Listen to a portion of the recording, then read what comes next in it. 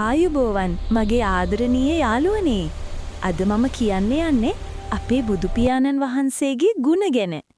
ඔයාලා දන්නවද අපේ බුදු පියාණන් වහන්සේගේ අනන්ත බුදු ගුණ තියෙනවා.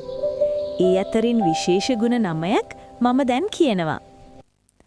අත් දෙක නලල මට තබාගෙන බොහෝම ගෞරවයෙන් කියන්න. සාදු සාදු සාදු.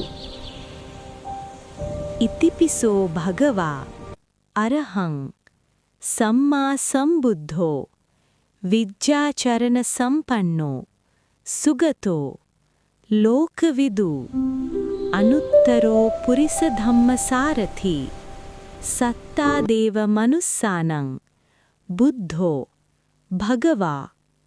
දයාබර යාළුවනේ, අපේ බුදු පියාණන් වහන්සේ හරිම කරුණාවන්තයි. හිතේ කිසිම තරහක් නරකක් තිබුණේ නැහැ. ඒ වගේම බුදු පියාණන් වහන්සේ මේ සංසාරේ තියෙන හැම දුකකින්ම නිදහස් වුණා. ඉතින් අපිත් පොඩි අදිෂ්ඨානයක් කරගමුද? අපිත් හිතාගමු බුදු පියාණන් වහන්සේ වගේම හොඳ ළමයි වෙන්න.